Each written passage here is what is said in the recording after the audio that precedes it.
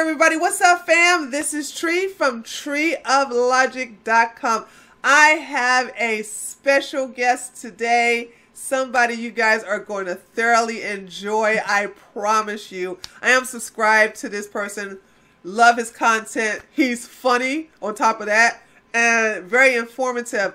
I am here to introduce to you the Angry Foreigner. Hey Angry Foreigner, how you doing today? I'm fine. Yeah? I hope you don't find this shirt culturally insensitive or something. It's my dashiki. Oh, so are you culturally appropriating the African culture here? Is that what you're doing?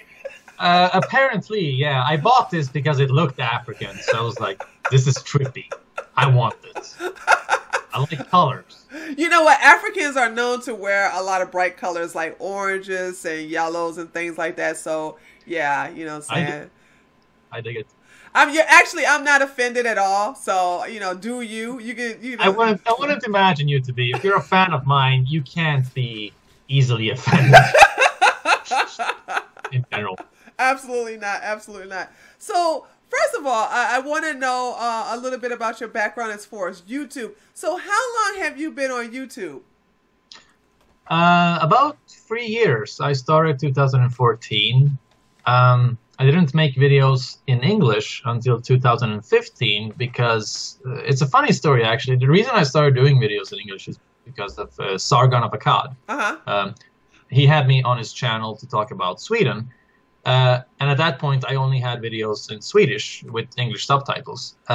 But after our talk, I noticed that the video got a lot of feedback, a lot of views, a lot of reception. People seemed interested in it. And, it hadn't occurred to me before that people might be interested in Sweden outside of Sweden because I wasn't aware of the reputation that Sweden had abroad as this socialist utopia, which is a fucking perverse description to me, right?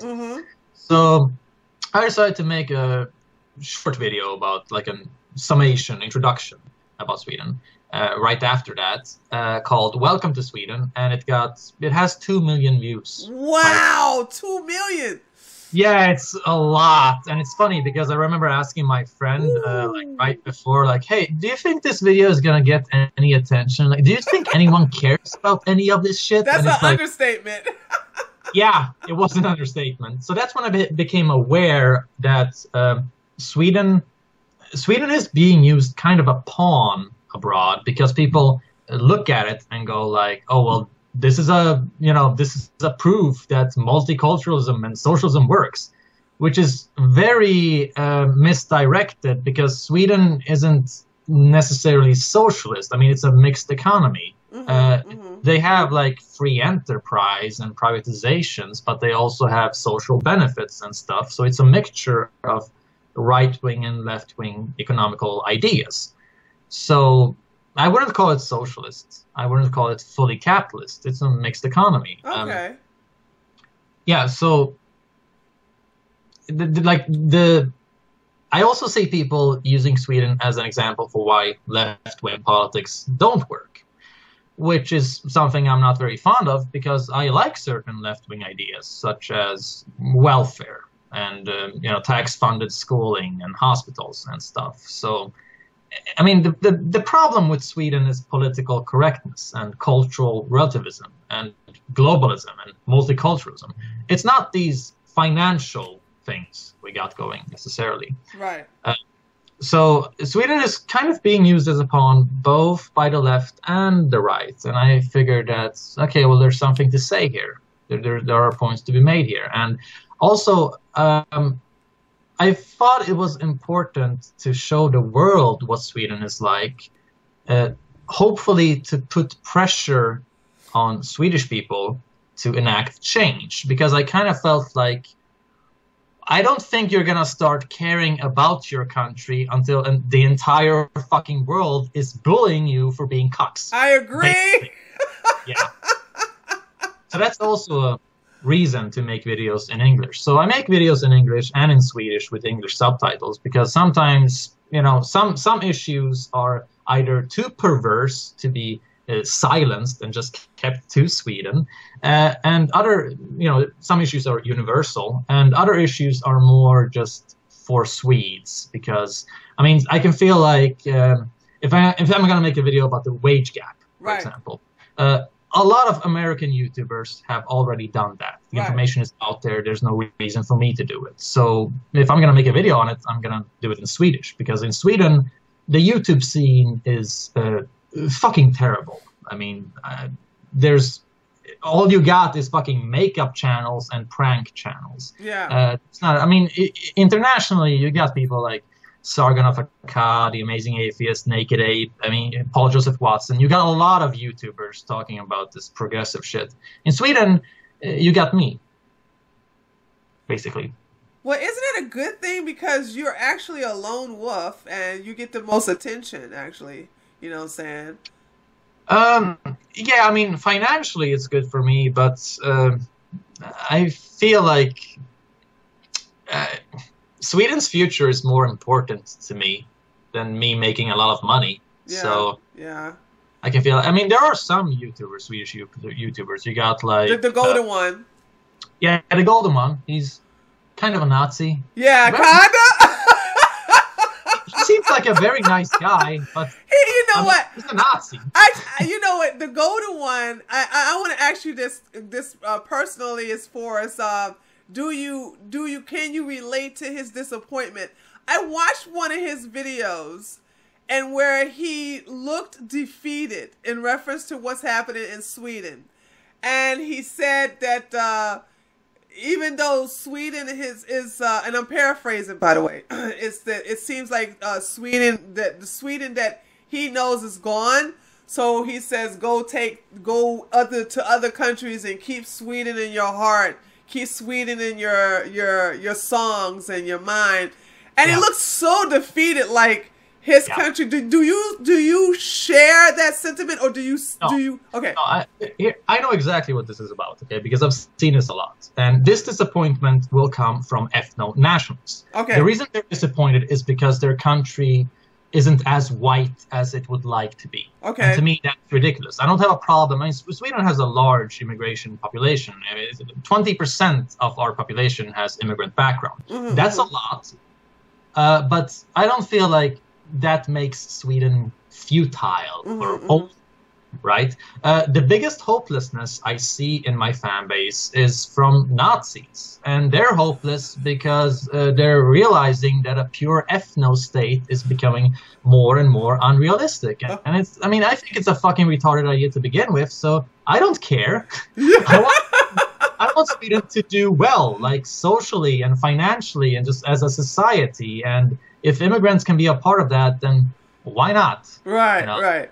So, and I understand the disappointment, but I don't share it. I think Sweden... Okay, so I didn't know that. I'm so glad you said it because I didn't even see that as an ethno-state. I didn't, because I'm not subscribed to this channel, but I do go over there every now and then because he's a character to me. He's actually funny, but he's not hilarious. He's not trying to be funny. He's not trying to be funny, but he's fucking funny as hell.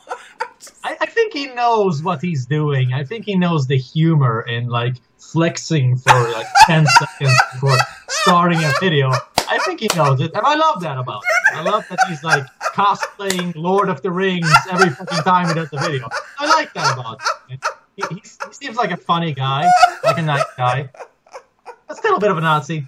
As I said, I go there just for, I actually just find him hilarious, and it's just like, I just go there for comedic value. It's just like funny, but okay, I see, but I never took it as that video to me was a little depressing to me. I'm like, oh, come on, Golden One, it's not that bad. It's just like, but I didn't look at it the way you see it. I see it now. I totally get it now. Like, you're right. You're right. It's disappointing about the ethno-state. It took me a while to discover this. I was like, well, why the fuck are you so disappointed? Oh, right. Because your ideal society is 100% white one. Okay. Of course you're going to feel like that. Whereas I don't care if we have immigrants in Sweden so long as they're a minority. Mm-hmm. Right. Because, I mean, every ethnicity should be a majority in their own country. Right. immigrants don't have to be a threat to that as long as you're doing your immigration policy right. So I'm not that hooked up on race, you know. So here's my question in reference to that. Go ahead. I just want to say there's this other Swedish YouTuber called Swamp Troll, and I really like his content, so I think people should check him out as well. I mean, if we mention Swamp Troll. Yeah, if we're gonna mention Golden One, I want to give this guy some credit. Okay, Swamp Troll. Got it. Yeah. So what was your question? Okay. Can you? Well, first of all, before I get into the question in reference to why has Sweden has gotten this far down the road to hell, I want to know more about your name, Angry Foreigner. Why did you choose the name Angry Foreigner for your YouTube channel? Well, you know, as I said, I made videos in Swedish the first year, and my artist name was roughly translated, "An angry nigga speaks."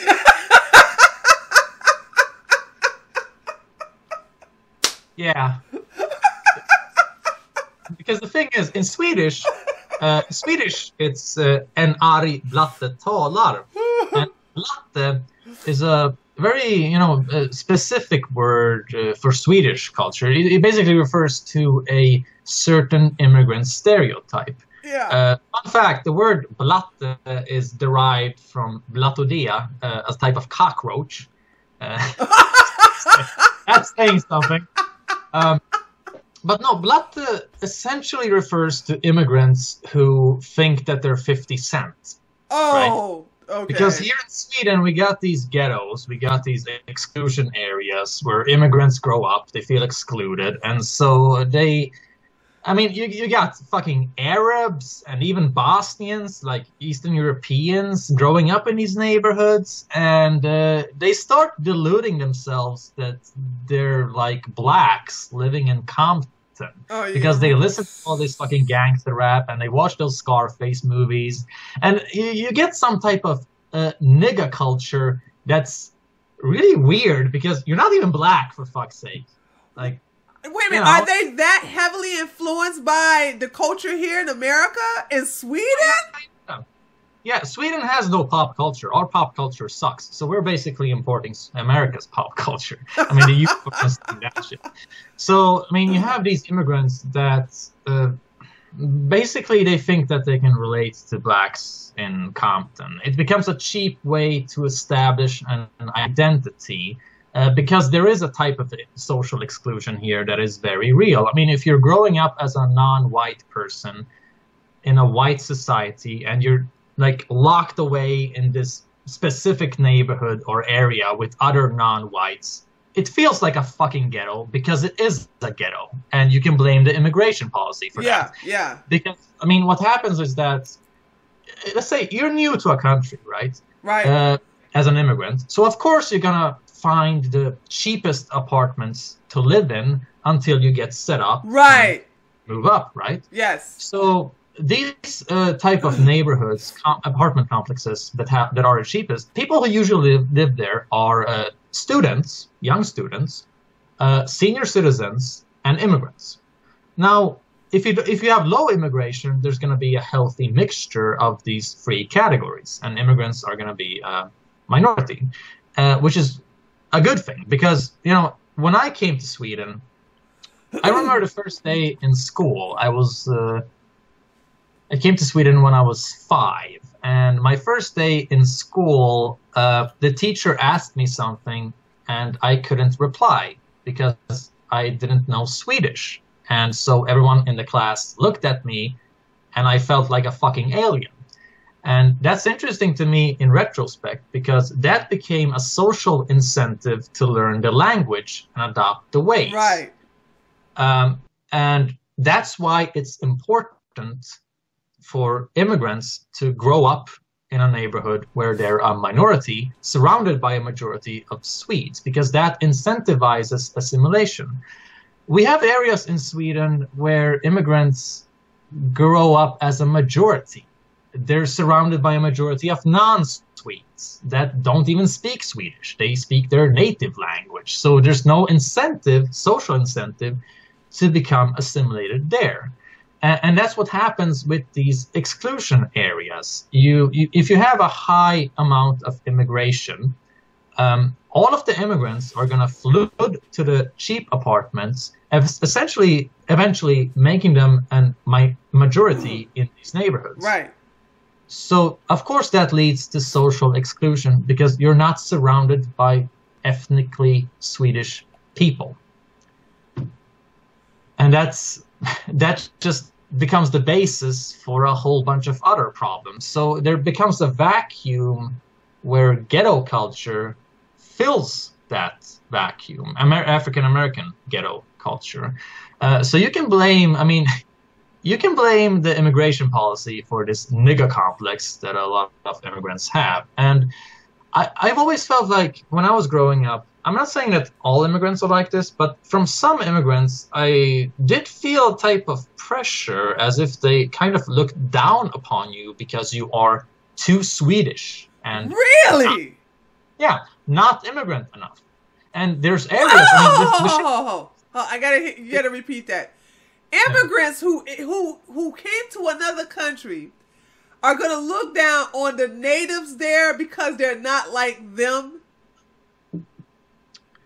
Yeah, or rather, they look down upon immigrants who are too much like the natives. Oh, okay. Oh, Lord, but we also do have like racism against Swedes. Apparently, if you being a white minority in a non-white majority ghetto isn't easy. Well, the same here in America. You can't being white in a black ghetto here too is not going to be easy for anybody. Yeah, it's the same thing here. I've heard a lot of terrible stories from white Swedish people about this, about how they were bullied and abused and assaulted simply for being white and Swedish. Yeah. And immigrants. The type of stuff I faced from immigrants was very mild. It was like an annoyance at best. I was like, well, that's fucking stupid. But I've heard from other immigrants who grow up in these ghettos that, they actually catch shit from other immigrants because they want good grades in school or because they speak the language well. That sound like the nigger culture over here, honey. This is because the black people over here in America, if you get good grades, if you speak proper English, actually, you are shunned. You're called Uncle Tom, you're called a coon, you're called everything. So, wow, they did adopt that gangster mentality from America. They got it down pat, actually. Yeah, and it's horrible because all it does is ruin things for blacks and immigrants. It incentivizes them to be a fuck-up. Right. To not go anywhere. Yes. And, if you ask me, this problem is very much rooted in the immigration policy. We've had too much immigration in too short of a time period. Immigration as a concept isn't a bad thing. It can be a good thing, but only if it's done right. If we have so-called mass immigration, you're gonna have these problems, and it's not gonna benefit immigrants who want to do well and who respect their host country. So here's my question.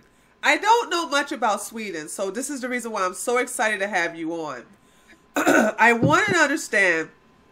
I used to live in Germany, and I totally understand why Germans have white guilt.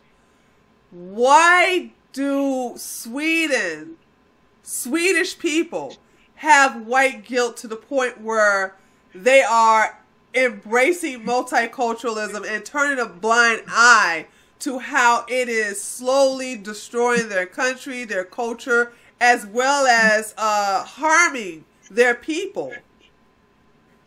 Yeah, that's a very good question, and it's a very complex question because it's multifaceted. There are different aspects to consider here. To begin with, during the 90s, we did have a big problem with racism in Sweden. We had Nazi skinhead gangs running around, beating up immigrants and left-wingers. And that's actually when Antifa was formed in Sweden and became a force to be reckoned with. It was a counter-reaction to actual, genuine racism. And something happened there where, you know, these Nazis came, they were waving the Swedish flag, and non-racist Swedes were just like, okay, well, you can have the flag as a symbol because we don't want to be associated with you because you're too fucking foul. So there was a kind of anti-nationalism reaction there. Kind of like you got this extreme group in society, and it created an extreme counter reaction, which became the PC culture that followed. That's one aspect to it all. But also, I mean, if you look at the year 1975 was the year that politicians declared that Sweden was going to become a multicultural society. So that far back, huh? What?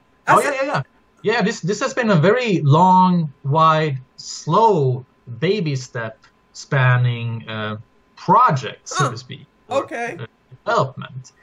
And then you have, like, I mean, historically speaking, Sweden has been involved in some devious shit. Like, they were way too neutral with the Nazis and even kind of cooperated with the Nazis during World War II. You have, like, you know, they were selling the Nazis ore and stuff. They allowed the Nazis entry through Sweden. And you had the Institute of Racial Biology in Uppsala was voted through by a majority of parliament at the time. And this institute was, some say it became an inspiration to Hitler, because so-called racist science was kind of a norm back then, and Sweden wasn't afraid of it, so to speak. So, I mean, and Sweden also did have concentration camps that were established by Tage Erlander, a Swedish social democratic prime minister, I think he was. Put simply, there's devious shit throughout our history, but most people aren't too familiar with this. So the historical perspective, even though it could lay a foundation for white guilt, isn't really relevant, because what seems more relevant is that you have these opinion pushers in the media and public debaters and stuff, and especially teachers in schools. These institutions have been taken over by radical left-wingers who believe in post-colonialism. So what they do is they import America's history and problem description. They're talking about Sweden as a country that was involved in slavery. What? Now, Sweden did have certain involvement in slavery, but it was so measly and so, you know, it's not even worth mentioning. I mean, between the years 1600 to 1900, about 100 African slaves were imported to Sweden by royal families because it was considered trendy and exotic to own a Negro during that time period. So slavery did kind of occur, but it wasn't a widespread thing like in America. But still, they want to like use that to push this narrative that of white people. We even have a Black Lives Matter in Sweden. No way! Oh, no. You guys have a Black Lives Matter. Sweden. Yeah. Sweden has a Black Lives Matter. I'm done. I'm so done. It's kind of an offshoot initiative of the Feminist Party in Sweden. Big surprise. Yeah.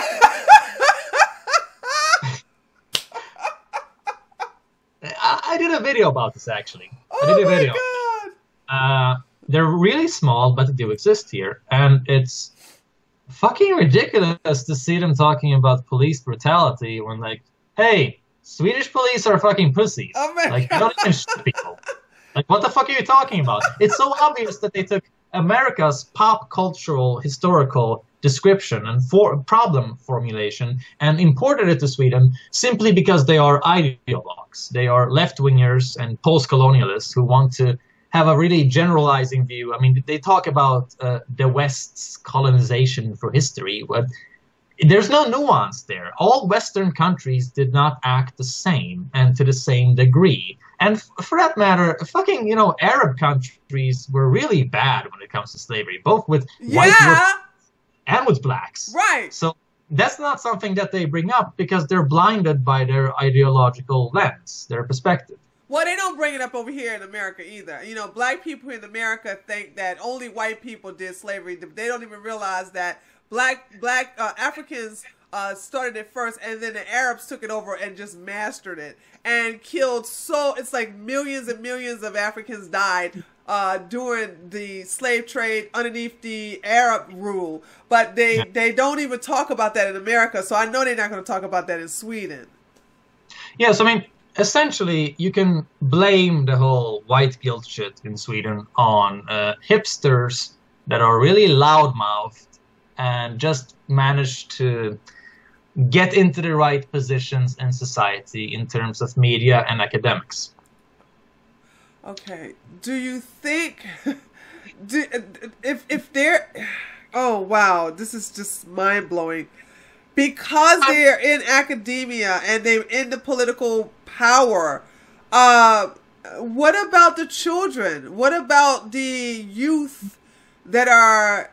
Yeah, well, that's what's so perverse here, right? Because, I mean, young people go to school, and when they go to school, they're just filled with this fucking hateful leftist radical propaganda about white people, about Sweden, about, you know, all of this stuff. Of course, that's going to have an effect on them and affect their worldview. Swedish people, there's some kind of like idea in Sweden that you don't have the right to stand up for yourself. You owe your resources to the world. There's this thing in Sweden called Jantelagen, the law of Jante, it's called. And it's basically, I mean, fundamentally, I guess it's a really socialist concept, because basically what the law of Jante says is that you're not shit, you're not better than anyone, don't ever delude yourself that you're better than anyone. This is a mentality that permeates Swedish society. So there's a Swedish comedian called Aron Flam who's done some stuff in English. He's really interesting. And he said that Sweden is more socialist culturally rather than economically. Okay. And I think that really makes sense, you know, because if you look at America, you know, Donald Trump won because Americans are essentially like Eric Cartman. I mean, they're really fucking loud. They're really in your face. They fucking love their freedom of speech. And there's no, like, there's a real, like, capitalistic view there of some kind of social Darwinism where, like, just assert yourself. That kind of exists there. Whereas in Sweden, it's more like, you know, be timid, be shy. And I wouldn't say that I'm either socialist nor capitalist, but I can see that there's a difference there that's pretty interesting to observe culturally. Okay, yeah. That's a good analogy. We are like Cartman, like, respect my authority, you know? Yeah, you just love saying shit just because you can say shit. So that's why Trump won. See, he epitomizes the American, you know? The American cultural stereotype. So that is so true. Okay. His appeal, I understand. Yeah, that's so true. Do you see any hope for Sweden in the future as far as all of this is concerned? Oh, absolutely. I mean, our problems, this is important to keep in mind, is that our problems haven't necessarily reached a majority of the population. If you look at exclusion areas, I mean, honestly, the ones who are most affected by our problems are immigrants, because they live in the worst neighborhoods. If you look at a ghetto, the majority of immigrants in a ghetto are not criminals. They probably don't hate Swedish people. They just live in a shitty fucking neighborhood with no opportunities. So immigrants are the biggest victims here, not the white middle class. The white middle class is pretty big and wide in Sweden, and they're pretty protected from these issues, which is perhaps one reason why it's taken so long for the Swedish people to wake up. Because, I mean, you're not going to see these problems in your day-to-day life. And the mainstream media has not been reporting about these problems until very recently. I mean, people ask me, why are Swedes so cocked? Well, why wouldn't they be? I mean, the mainstream media has been lying to them for years, leaving out crucial information, printing misinformation.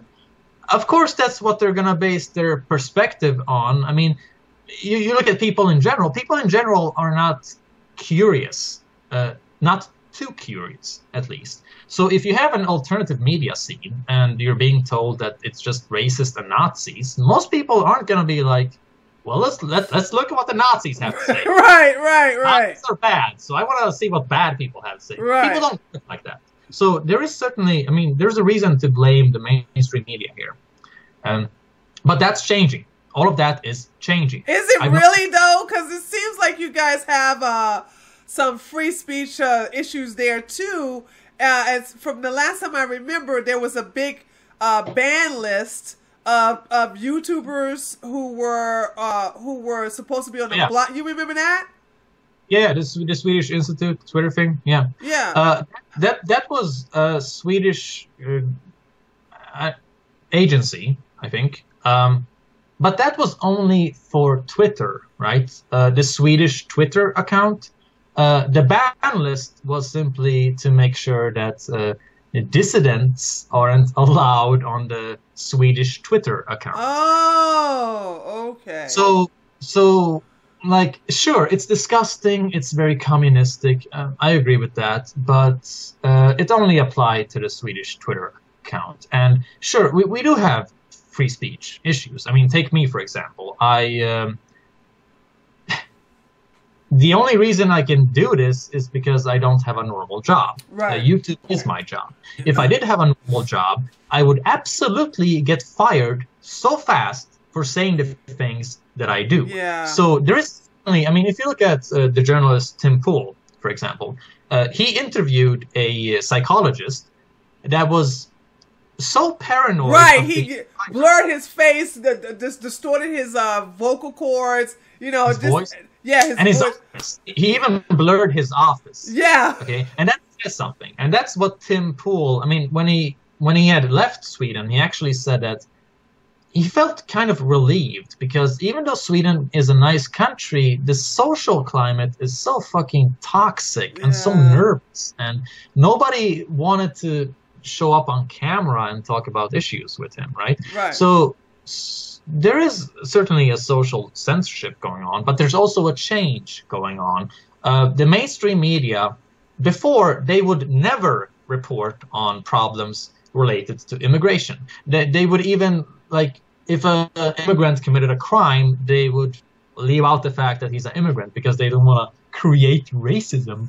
That used to be the norm for Swedish media. But things have happened since then, partly because the problems have gotten worse to the point where they can't ignore them, but also the alternative media is growing, whereas the mainstream media is losing both influence and profit. So in order to survive on the market, they more and more copy the alternative media's model, meaning that they will turn to racist news simply to survive as a company, as a corporation. Okay. So now I'm seeing Swedish media post shit that they would never post before. For example, Aftonbladet, Sweden's biggest leftist politically correct newspaper, released an article on how gang rapes on boys, young boys, is a thing now in Sweden. I think we have like 15 cases because of the immigration from Afghanistan. Because Afghanistan is a fucking terrible country. I mean, they're so misogynistic that they think of young boys as women because they don't have hair on their body. Right. Right. You know, you got the bakabazi. Bakabazi, yeah, exactly. That stuff. Yeah, so, I mean, the biggest leftist paper in Sweden is publishing an article like that. That would not have happened a few years ago. So when I see people being hopeless about Sweden's direction, I'm like, well, what the fuck are you talking about? We, the people, we are the market, and we managed to force the mainstream media to subdue themselves to suit our demands because we want to read this racist news. The mainstream media is changing themselves after us. How can that make you hopeless? I mean, we are winning this culture war. Things are moving forward. So, and I also noticed that, like, the public debate has changed, specifically around the New Year's Eve attacks in Cologne, Germany. Right.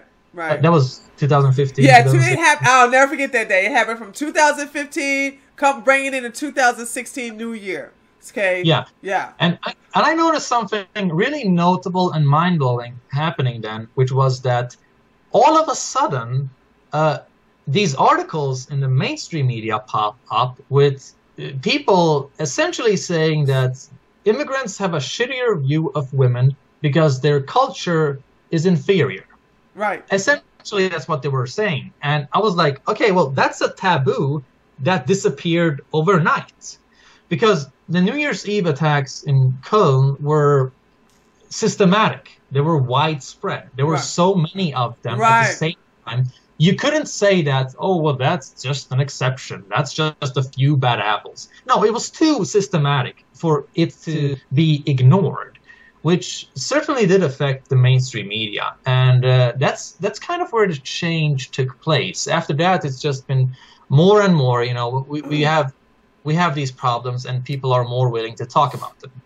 So I'm definitely seeing a change for the better. I just hope it keeps going in that direction. I guess the reason why I am surprised to hear about this change is because when our president, what happened was our president, President Trump, watched a Fox News special in reference to what's happening in Sweden. So he came on the podium and he said, look what's happening in Sweden. Can you believe this? And then everybody lost their shit because they're like, there's nothing wrong with Sweden. There's nothing wrong with Sweden. And then the following day, you had these big old riots going on. Okay. And so, and the politicians, before the riot happened, the politicians from Sweden was like, I don't know what this President Trump is talking about. Everything's fine. And then he lost his face. He lost face when the next day there was a big riot that happened down there. So that's the reason why I'm thinking like, I'm surprised to hear about it because everything was in denial until the riots proved President Trump right. Yeah, well, first of all, I would like to thank Donald Trump personally because he made me a lot of money. And a lot of like when he pointed out Sweden, I made a video called Trump and the Truth About Sweden, and it got 500,000 views. Oh, wow! Like one of my most viewed videos ever, all thanks to him, where I set the record straight, and he gave me a lot of material to work with. Yeah. So I got a lot of views in that time period, and I'm really happy that he put Sweden on a map like that. Yeah. Cool. But to answer your question, there's a huge discrepancy between the people and the media. Okay. What you saw there was the media reacting, journalists reacting, politicians reacting. The people, now that's a different thing there, because, I mean, I've seen various opinion polls in Sweden over the years, which all have said the same thing. The majority of the Swedish people want to decrease immigration. They're not fond of mass immigration.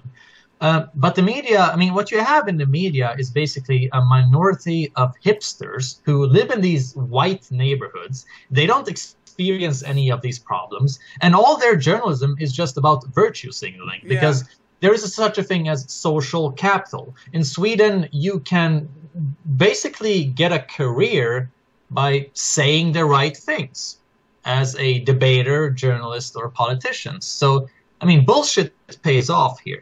And, of course, the politicians that are in charge or have contributed to this situation, both the right and the left, of course, they're not going to be honest and be like, oh, well, hey, Mr. Trump, you're right.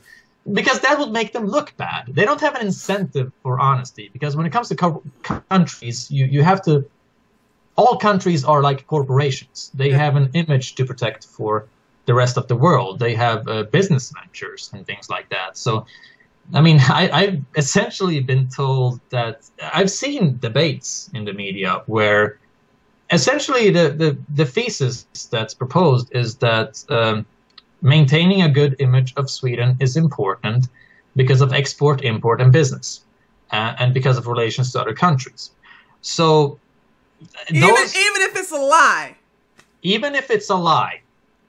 Because they really seem to believe that if you tell the truth about Sweden, Sweden will get even worse, in a sense. Mm-hmm. Which is a perverse, upside-down perspective to me. Right. I don't buy it whatsoever. Right. But journalists and politicians, don't have an incentive to be honest, because it would make them look bad because they are a part of the problem and they have laid the foundation for this situation and for these problems because they haven't been honest over the years.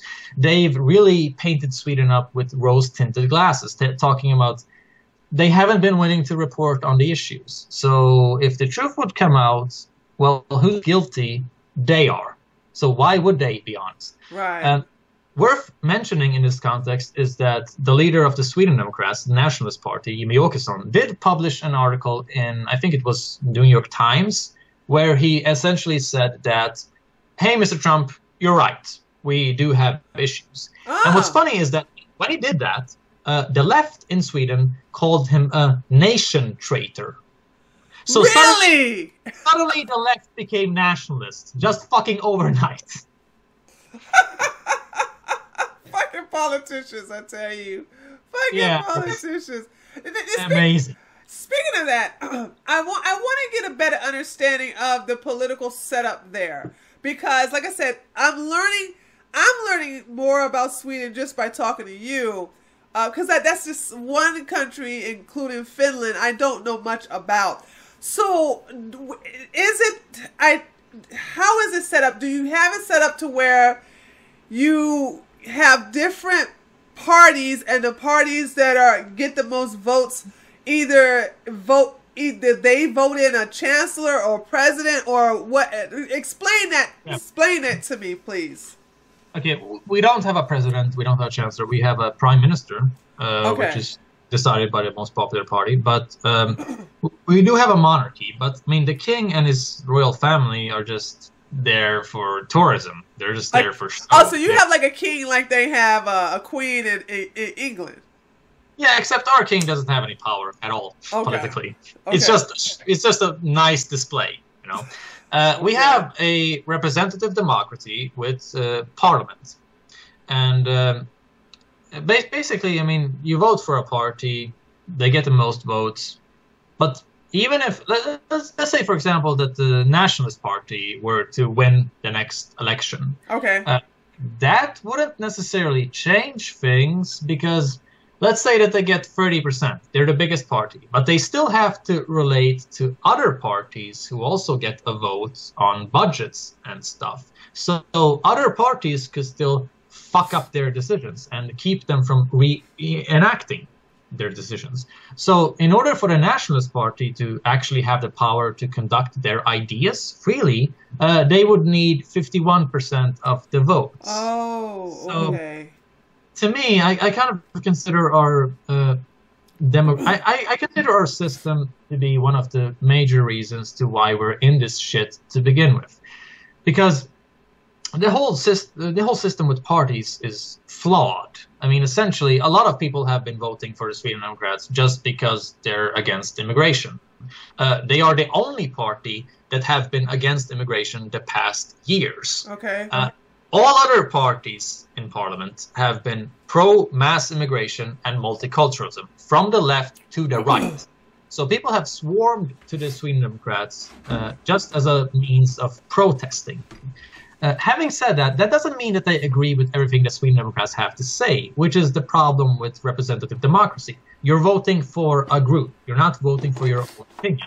And that group is going to have a wide variety of opinions. So let's say, for example, you agree with the Sweden Democrats on immigration.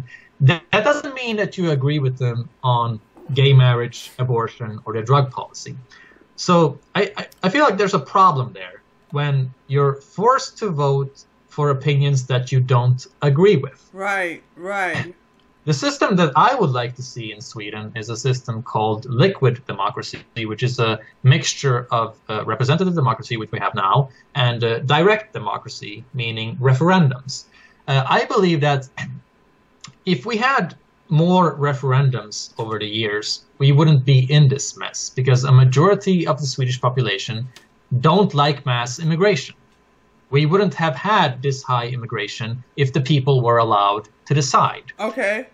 And people are pretty good at common sense. I mean, I don't think most Swedish people like multiculturalism. They believe that you should adapt to the country that you come to. It's just common sense. It's right. When in Rome.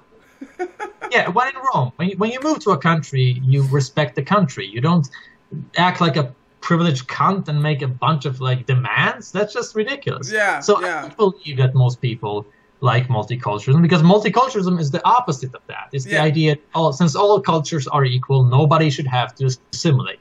Well, I'm pretty sure that Swedish people like assimilation as a concept. Right.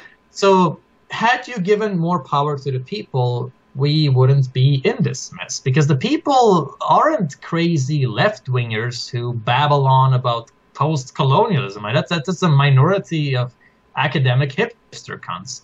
And what liquid democracy would do, basically, is that it would give you more options for democracy. If you want to vote for a party and give your vote away to that, you would be allowed to do so. But if you don't want to vote for a party, you could just vote for specific issues, like immigration, gun control, gay marriage. Let's say you only care about these 3 issues. Then, with liquid democracy, we would have referendums in these 3 issues, and you could choose to just vote for these 3 issues. There's also a third alternative, which is that, let's say you like a party and you like the majority of what they stand for. For example, the Social Democrats. Let's say you agree with most of what the Social Democrats say, but you don't like their opinion on immigration. You could make a vote for the party while also being able to vote against the party in a separate referendum on immigration. Meaning that you could vote for a party in general, but still choose to vote against them on a separate issue. Basically, what it would do is just offer people more democracy, more freedom, and more options. Switzerland has direct democracy, and it has worked really well for them.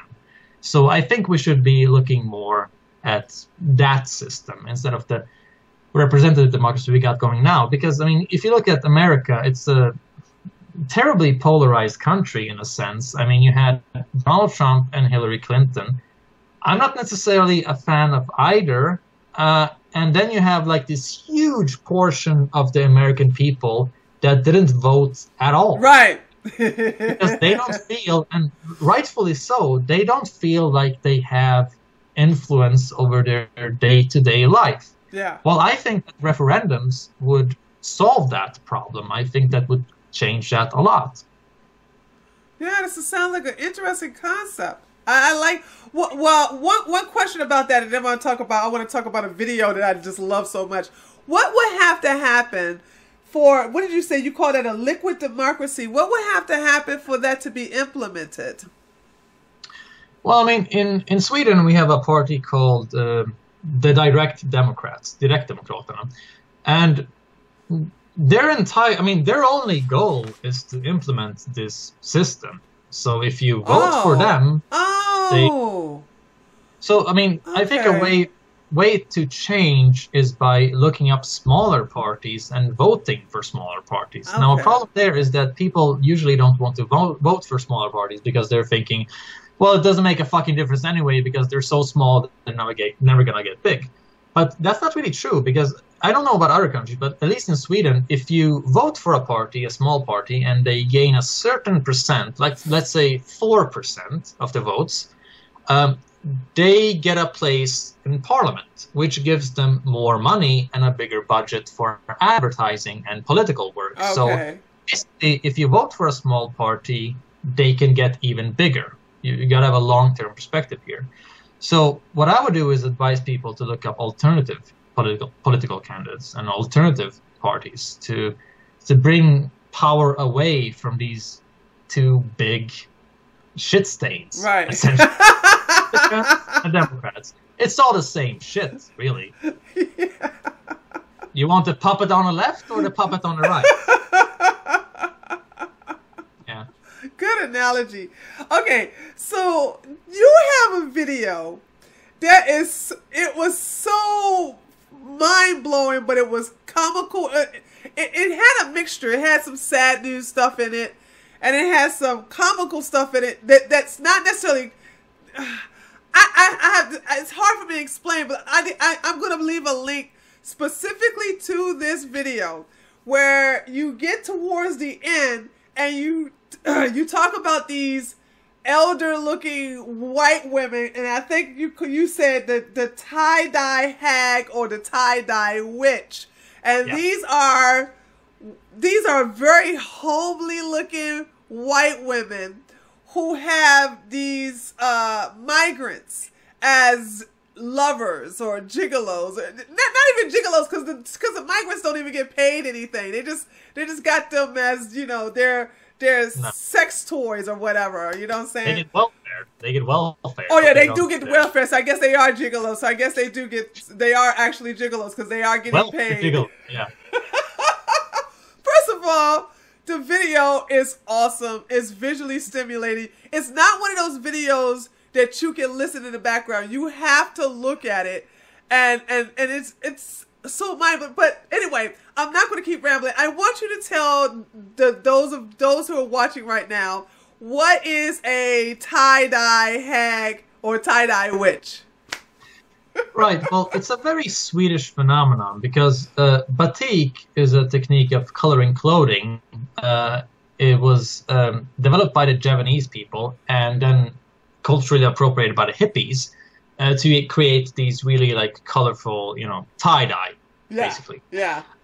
And the term basically refers to Swedish women that are very leftist, very, you know, earthy, and it's interesting because it's such a specific. I feel like it's such a specific thing to Sweden because, I mean, sure, these women are leftists, they are social justice warriors, but they are hysterical in a sense that kind of feels exclusive to Sweden. It's like their hysteria is being fueled by Sweden's unique suicidal immigration policy.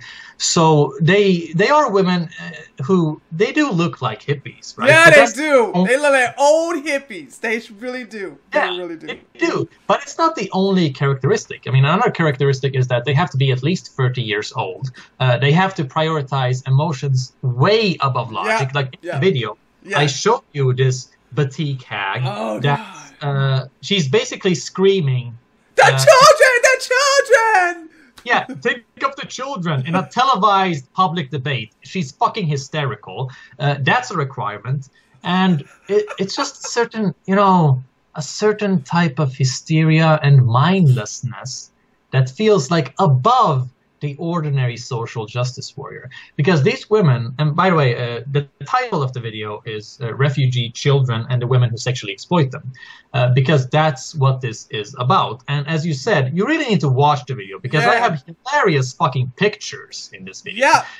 Because these women are immigration activists who are really loudmouthed about humanism and the right to asylum. And then, you know, they publish pictures to social media of them like holding their refugee child. And first of all, the so-called child looks fucking 30 years old, so he's not a child. Right. And you either got two reactions. Either he looks really fucking traumatized, like, oh, please get me away from this bitch, I want to fuck this bitch. or he looks really fucking satisfied, like he hit the jackpot. He got the welfare, he got the pussy, he's not going anywhere. Those are the two reactions. They're either like exploiting these men, which they are exploiting them. They are. There's been several cases where they're like, have sex with me or I will get you deported. And that's rape, because there's no consent. Right. But in other cases, I think the immigrants are kind of like content with it, you know. Yeah. And what we basically have here, I mean, unaccompanied refugee children is the biggest scandal in Swedish history, if you ask me, in modern history. Yeah, because they're not really children, right?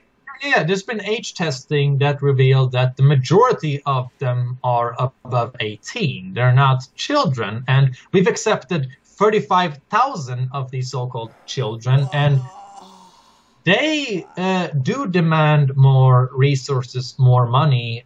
They have more rights, right? They're not as easily deported. Actually, unaccompanied refugee children make out nearly half of our entire budget for migration. Right? Now, think about that. Sweden accepted We took in about 160,000 migrants, and 80,000 were given citizenships or residence permits.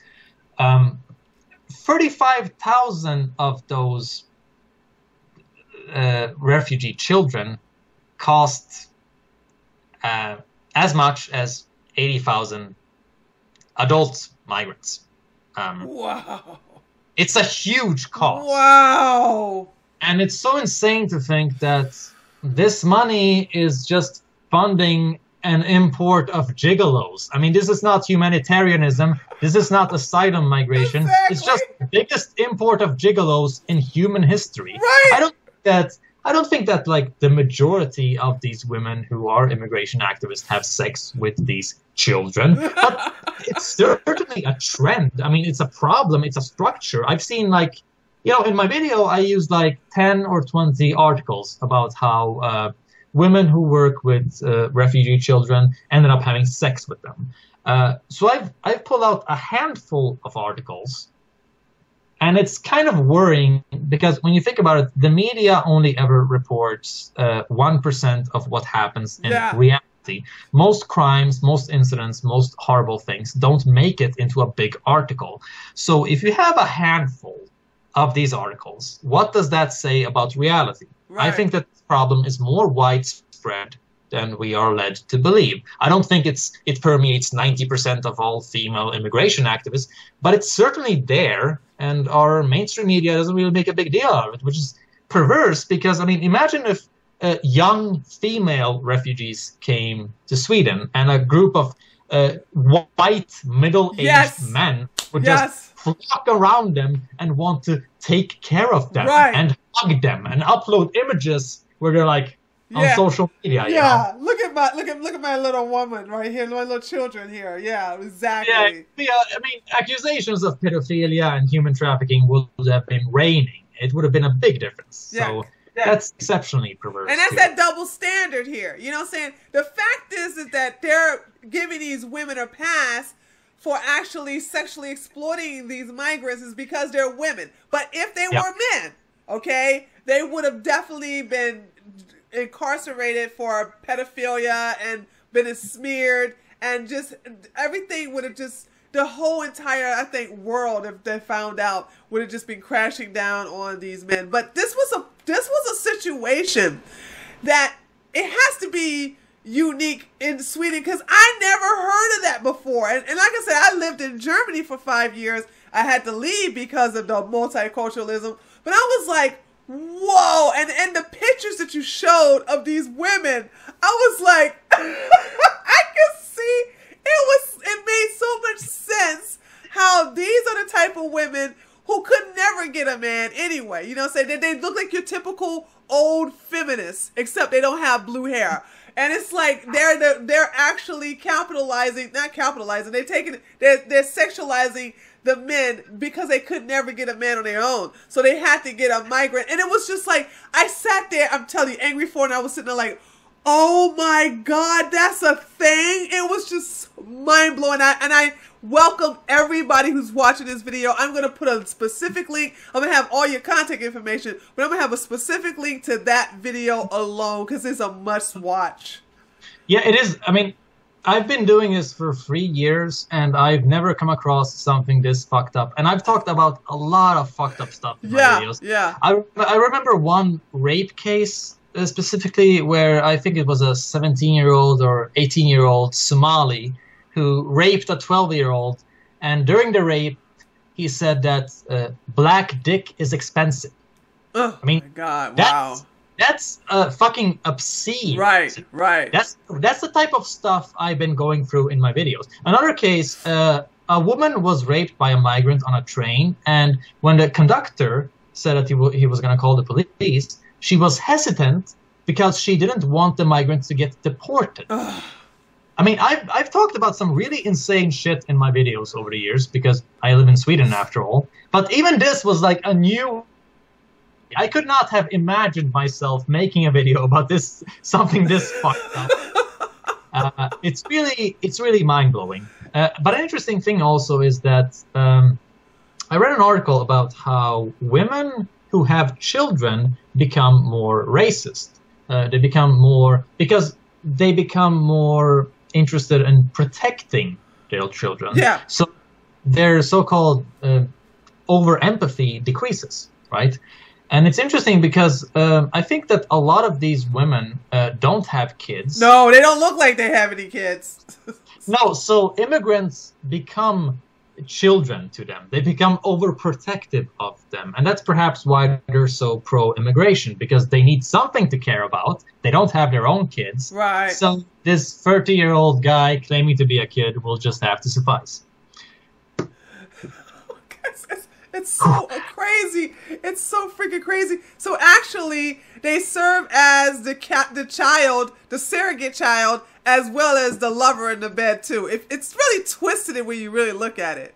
Yeah, it is fucking perverse. It's like that time, like the Catholic Church had a pedophilia scandal. Yeah. This is the left-wing version of that in Sweden. And no fucking mainstream media in Sweden has brought this up. I'm like the only source for this. Yeah, shit. you I'm the only are. one who talks about this. So that's crazy to me, because it could be a media scandal, but it hasn't become.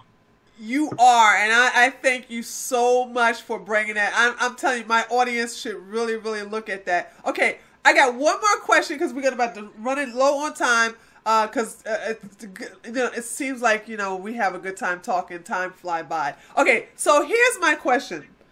And it's reference to your YouTube channel. It's kind of a loaded question. Like, where do you see your channel being 3 to 5 years from now? If Sweden improves, but if it's more likely not to improve, I mean, where do you see your channel being 3 to 5 years from now, based upon what's happening in Sweden, and what do you think is going to happen? Well, I mean, let me tell you, the most idyllic situation would be if I were to go unemployed and my channel dies because there's no problems to talk about anymore because Sweden turned out fine. I would love that. I would love not having to do this. I don't see that, though. I think that change does take a lot of time. I think that I will have a reason to be active for a couple of more years. And I think what people need to keep in mind is patience. You need to be patient because democracy takes really long. What you do with good argumentation when you're debating people is you plant a seed. Nobody changes their worldview overnight, right? Right. It takes a long time. Like I've had people write me and tell me that when they first saw me, they thought of me as a filthy racist. But as time went by, they realized that I have a point, and now they're fans. That's how argumentation works. You can't debate someone and expect them to just change their mind like that, because human ego is involved. Right. And need time to compare what you said to their day-to-day life and the information that they see in the media and the alternative media and whatnot. So, I mean, if you want fast change, then that's dictatorship. I mean, democracy takes time. Dictatorship, changes happen fast in a dictatorship, but it happens according to the whims of one person. In a democracy, however, you need to take consideration to a lot of people, which I think we should do. And people take time to evolve. You gotta give them time, and you gotta have faith that what you're doing is the right thing to do. And in either case, I mean, you need to look at yourself and think, do I care about being on the right side of history? Because we are creating history right now, every day, every second of our day. Everything we do does count into history. So, like, it is worth it to speak your mind. Even if you think it's not worth it, the action itself is a moral and just thing to do. So I think people should express themselves. They should do everything they can. Because when they look back on their life, do you really want to think about yourself as a pussy? I don't. Good question. I think people Good question. I think people need to be patient, and I think they need to think about how they can change things for the better. Because not everyone can run a YouTube channel as I do. That doesn't mean that it's pointless. Some people can debate with others in their day-to-day life, and that does make a big difference, because if you just red pill one person, that's going to have a big ripple effect, because you've essentially created a person that's going to be arguing the same opinions as you have to other people. Yes. So that's a ripple effect. But also, if you don't feel like you can argue with people, well, make memes. I mean, the CIA has expressed an interest in meme warfare. You've seen that, right? Yes, the fucking course. CIA of all people consider memes to be a type of intellectual warfare. So, I mean, creating witty jokes, creating jokes that you post on the internet, that does affect democracy. Memes are powerful. The memes can take a complex situation and prove a simple point. Absolutely. That's worth something. And, I mean, if anything, everyone has the power of being a consumer. If you like certain types of people, like me and you and the alternative media, give them money, make them more powerful. Don't give your money to the alternative, to the mainstream media. Yeah, right. Don't give it to them. No. I mean, if you want to use ad block when you visit their sites, don't give them money. Nope. If you want to share one of their articles, print screen the shit instead of sharing the link. Right. Or archive it. I do a lot of archiving, and I share the links through the archives, actually. Yeah, that's a good idea, too. You don't want to give them clicks. You don't want to give them ad revenue. No. You want to strangle them financially so that they will disappear. Agreed. There are things that every person can do without having a big megaphone in society, and I think that people just need to think about what they can contribute to society. Agreed.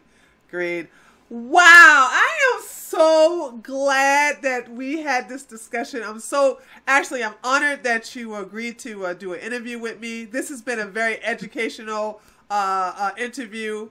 And by the way, you do know you're funny, right? Do you know you're funny as fuck? I've heard so. I've heard so. And if you make me laugh, I'm definitely going to be subscribed to your channel. And so that's what's, I watch your videos. I'm afraid that I don't watch the ones where you're speaking in Swedish language, because my attention to watch the subtitles, I kind of like, I don't want to, but all of your English videos, I'm right there, listening. No, I take that back. I did sit through the Swedish video you did on black people from the BuzzFeed one. You know what I'm talking about? Where they was talking about some derogatory shit about how they feel like they are oppressed and black people. Yeah, well, that one was just 4 minutes long. Yeah, that's the reason why I think I sat there and looked through.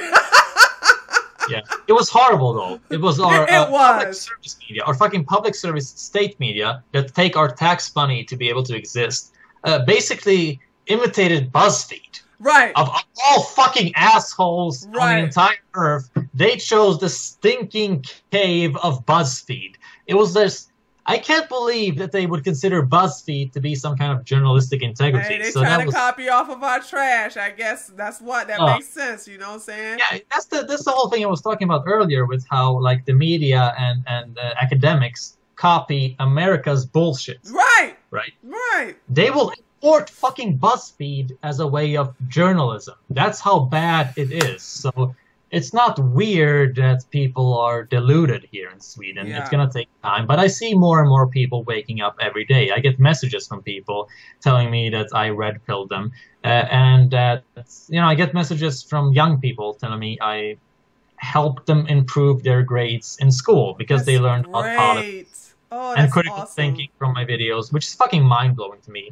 But it really shows me that there is certainly a great point in expressing yourself. Just speaking your mind and being able to prove what you say does have a bigger effect than people would believe. So things are not hopeless.